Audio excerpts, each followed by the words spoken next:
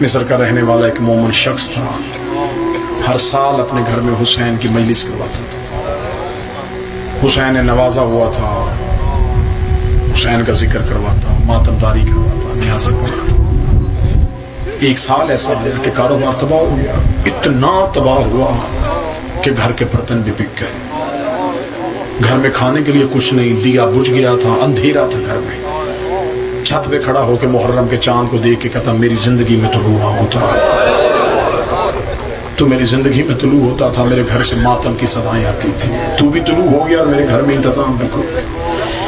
अब ये चांद से शिकवे कर रहा था, या कांधे पे बीवी का हाथ आया, आवाज दे कहती, किससे शिकवा कर रहा है? कहने लगा, चांद से। क्यों?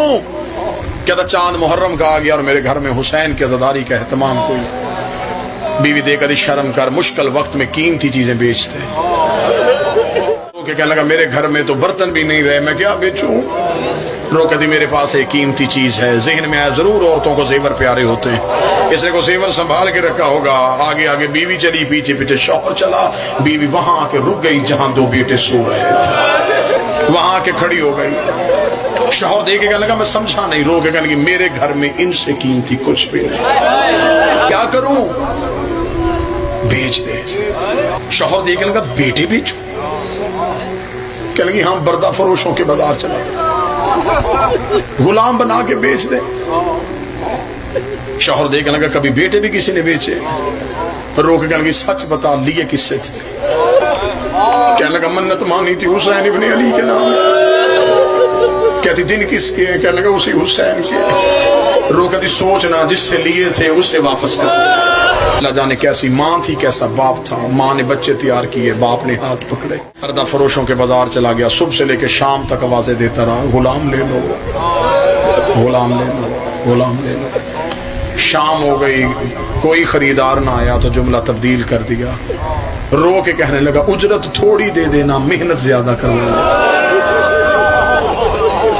खरीदार फिर भी कोई ना आया। थका हुआ बाजार के कोने में बैठ गया, दोनों बच्चों को सर सीने पर रख के कहने लगा, अली की बेटी मेरा मुकद्दर, नबी की बेटी मेरा किस्मत, मुझे लगता है तुझे मेरी अज़ादारी कबूल।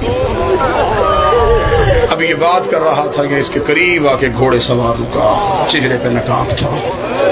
आवाज देके लगा, गुलाम बेचेगा? सर उठाया, बेचूंगा। कीमत, कीमत का नाम आना था। बाप की चीख निकल गई। रो के कहता, कोई कायनात भी देता, मैं बाल भी तोड़ के ना देता। मेरी मजबूरी बन गई है, मेरे घर में कुछ नहीं है, बस मुझे इतना दे दे, 10 दिन मेरे घर में गरीब का मातम हो सके।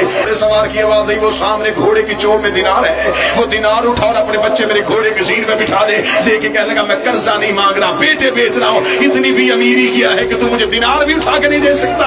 घोड़े सवार की आवाज आई, मेरी मजबूरी है, मेरे हाथ होते न तेरे बच्चे हाथों पे उठाता, मेरे बाजू होते न तेरे लाल सीने से लगाता, और मेरी मजबूरी है, मेरे हाथ जीन पे बिछाए। वापस घर आ गया। बीवी दरवाजे पे खड़ी थी, शौहर को आते देखा। रो के बिक गए। किसने खरीदे? क्या लगा, कोई बड़ा ही शरीफ था, बाजू नहीं थे, चेहरे पे नकाब था। रो के कहने लगी, अब ना खुद रोना ना मुझे रुलाना, जा जामे मस्जिद में जाके ऐलान कर, मेरे घर में गरीब की मजलिस है।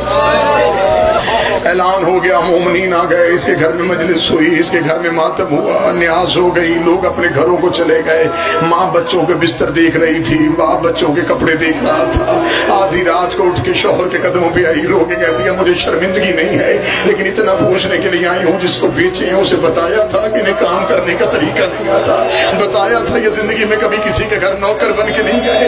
अभी ये बात कर रही थी, दरवाजे पे दस्तक हुई, मोमना दौड़ के गई, इसने दरवाजा खोला कि काले बुरके वाली बीबी दोनों बच्चों के हाथ पकड़ के दरवाजे पे खड़ी थी। इसने हाथ बांधे, रोकन की बीबी, इनसे कोई गलती हो गई, मैं माफी मांगती हूँ, बीबी मुझसे दिनार वापस ना लेना, बीबी मैंने हुसैन के नाम पे बेच दिए।